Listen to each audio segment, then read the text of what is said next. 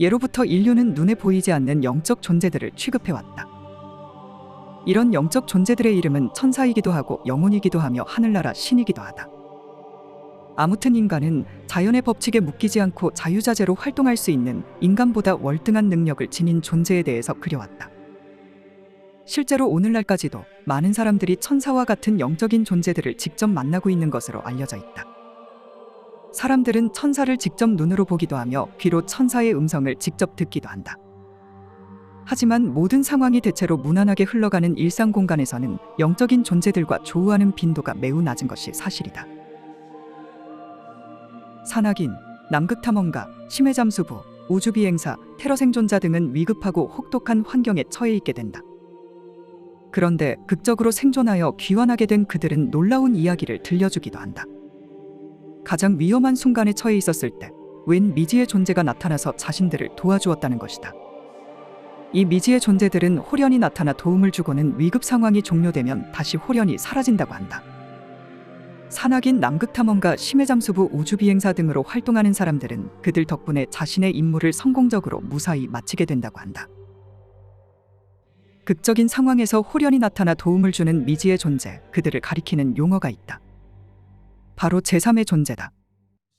제3의 존재들이 위험 상황에 개입하면 분명 혼자였던 상황은 어느새 2명이 되어 있고 둘밖에 없던 상황은 어느새 3명이 되어 있다. 제3의 존재들은 은근슬쩍 자연스럽게 사람들의 틈에 끼어서 어느샌가 동료가 되어 있다고 한다. 다음 이야기는 스티브 스웬슨이라는 에베레스트 산악인이 고백한 경험담이다. 1994년 미국인 스티브 스웬슨은 에베레스트 산을 등반하고 있었다. 그는 무려 8,200m 지점에서 이틀이나 밤을 보내야만 했다. 당시 그는 매우 높은 고도 때문에 잠에 빠지게 될 경우 호흡부전에 시달릴까 걱정이 되었다. 그래서 아예 잠을 자지 않기로 결정했다. 8,200m 지점에 세운 자신의 텐트 안에서 그는 쏟아지는 졸음을 필사적으로 쫓았다. 이런 노력에도 불구하고 그는 잠에 들고 말았다. 그런데 그때 어떤 사람의 목소리가 들렸다. 안 돼. 깨어 있어야 해. 라는 말이었다. 스티브 스웬슨은 목소리가 들린 쪽을 보았고 그곳에 웬 상냥해 보이는 아시아 여성이 있는 것을 알아차렸다. 온화한 그녀는 차 한 잔을 마시라고 권유하기도 했다. 스티브 스웬슨은 웬 처음 보는 여성이 갑자기 출연했음에도 놀라지 않았다. 왜냐하면 그는 이 아시아 여성이 무슨 이유로 거기에 있었는지 알았기 때문이다. 그녀는 그를 깨어있게 하기 위해서 그곳에 있었던 것이다. 스티브가 졸기 시작하면 아시아인 여성이 곧장 그를 깨웠다. 이 패턴은 에베레스트 산에서 어둡고 혹독한 밤이 전부 지나갈 때까지 계속 반복되었다. 스티브 스웬슨은 말했다. 그녀가 내게 말한 모든 것, 조언 한마디 한마디는 당시 나에게 꼭 필요한 것들이었다.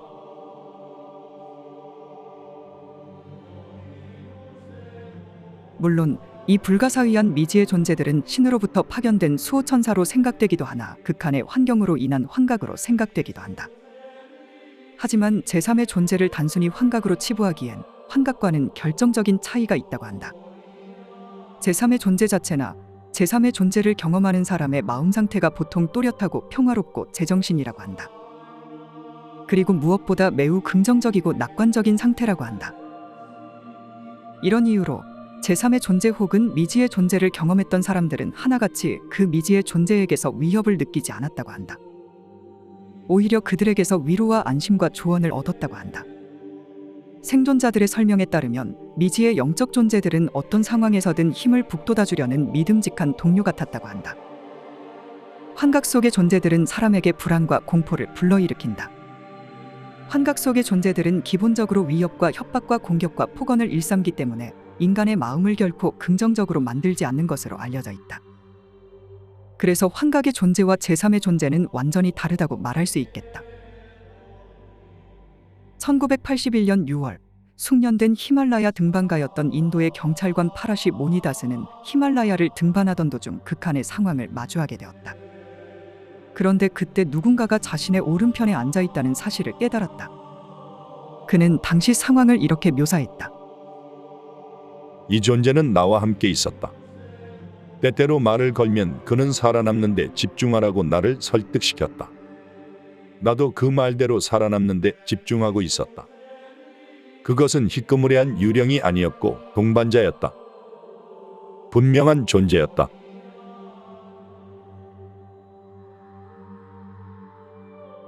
불가사의한 영적 존재인 제3의 존재들은 이처럼 위기 상황 안에 홀연히 나타나서 아주 자연스럽게 도움을 베풀곤 한다. 재미있는 것은 이런 천사와 같은 영적 존재들과 만나는 사람들은 마치 그들이 언제나 자신의 곁에서 함께 있었던 것 마냥 편안하게 그들을 대하게 된다는 점이다. 천사는 보통 수호천사로 통하기도 한다. 그리고 수호천사는 인간의 곁에서 24시간 머무른다. 그래서 그들을 직접 만나는 사람들이 그들을 오랜 친구처럼 편안하게 여기는 것도 이상한 일은 아니다. 사람들은 또한 마치 자기 자신을 마주한 것처럼, 마치 거울 속에 자기 자신을 마주한 것처럼 편안하게 그들을 대한다. 미국의 채널러 다이안 테스먼의 경우 티버스라는 이름을 지닌 수호천사로부터 텔레파시로 메시지를 수신하는 놀라운 능력이 있다고 한다. 채널러 다이안 테스먼의 수호천사인 티버스의 메시지에 따르면 인간이라면 누구나 각자의 수호천사를 데리고 다닌다고 한다. 그 내용은 다음과 같다. 티버스입니다. 나는 사랑과 빛을 전하고자 당신들에게 왔습니다. 나는 다이안과 함께 이 글을 쓰게 된 것을 기쁘게 생각합니다. 즉, 나는 그녀에게 텔레파시로 채널링하면서 메시지를 전달하고 있는 것입니다. 다이안과 나는 영혼의 동반자이며 우리는 의식을 공유하고 있습니다. 여러분도 누구나 이 지구에 있는 다른 사람들과 하나 되고자 할 때마다 부를 수 있는 당신을 인도할 영적 안내자를 가지고 있습니다. 나는 다이안이 이 지구에 태어난 이래로 그녀를 인도하고 보호하며 사랑해왔습니다. 나는 그녀가 어린 시절 UFO와 조우할 때 처음으로 직접 만났습니다. 또한 다이안이 성인이 된 이후에도 몇 번 그녀 앞에 물질화하여 나타난 적이 있습니다. 나는 현재까지 텔레파시를 통해서 그녀에게 의식적 수준에서 정보를 보내고 있습니다. 나는 우리가 많은 사람들을 돕고 있다는 사실을 자랑스럽게 여기고 있습니다.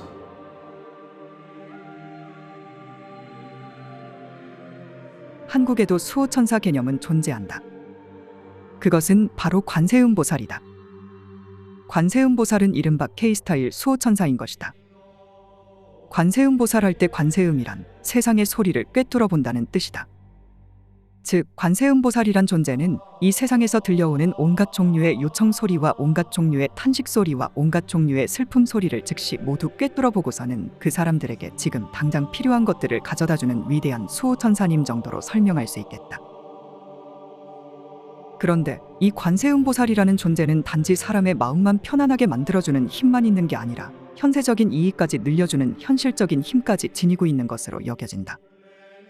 그래서 절에만 가면 그렇게들 관세음보살, 관세음보살, 관세음보살, 관세음보살 열심히 관세음보살의 이름을 부르면서 기도를 올리고 있는 것이다. 실제로 관음경이라는 불교 경전에 따르면 관세음보살은 사람들이 원하는 현세적인 이익에도 분명히 응답을 해준다는 내용이 정리되어 있다.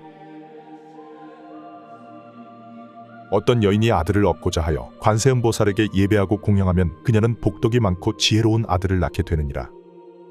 만일 딸을 낳기를 원한다면 단정하고 어여쁜 여자아이를 낳을 것이고 이 아이는 전생의 복덕의 뿌리를 심었으므로 마땅히 모든 사람들이 사랑하고 공경할 것이니라. 관세음보살은 이와 같은 신령스러운 힘이 있으므로 만일 중생들이 관세음보살을 예배하고 공경한다면 그가 얻게 될 복덕은 결코 허망하지 않을 것이니라. 그러므로 중생들은 마땅히 모두 관세음보살의 이름을 잊지 말아야 할 것이니라. K스타일 수호천사인 관세음보살은 그냥 알기 쉽게 수호천사 개념으로 이해해도 된다. 하지만 그보다 훨씬 넓은 존재이기도 하다. 관세음보살이라는 존재는 모든 사람과 모든 생명체를 자기 품에 안고 그들을 자기 자식들처럼 돌보는 절대자로 이해해도 된다. 고통에 빠진 사람들을 도와줄 때 관세음보살은 한 가지 모습으로만 사람들에게 나타나는 게 아니라고 한다. 즉, 그 사람이 쉽게 받아들일 수 있을 만한 친숙한 모습을 갖추고서 나타난다는 것이다.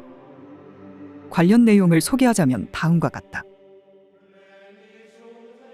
관세음보살은 작은 왕의 몸으로 제도할 자에게는 작은 왕의 몸으로 자신을 낮추어서 가르침을 설하고 부자의 몸으로 제도할 자에게는 부자의 몸으로 자신을 낮추어서 가르침을 설하느니라. 또한 관세음보살은 거사의 몸으로 제도할 자에게는 거사의 몸으로 자신을 낮추어서 가르침을 설하고 관리의 몸으로 제도할 자에게는 관리의 몸으로 자신을 낮추어서 가르침을 설하느니라. 관세음보살은 남자스님, 여자스님, 남자신도, 여자신도의 몸으로 제도할 자에게는 남자스님, 여자스님, 남자신도, 여자신도의 몸으로 자신을 낮추어 가르침을 설하느니라. 부자의 부인, 거사의 부인, 종교인의 부인의 몸으로 제도할 자에게는 그 부인들의 몸을 나타내어 가르침을 설하느니라. 또한 소년, 소녀의 몸으로 제도할 자에게는 소년, 소녀의 몸으로 자신을 낮추어서 가르침을 설하느니라. 관세음보살은 이와 같은 공덕을 성취하고 가지가지 형상으로 여러 나라에 다니면서 중생들을 제도하여 해탈하게 하므로 그대들은 응당 한마음으로 관세음보살에게 늘 기도 공양해야 하느니라.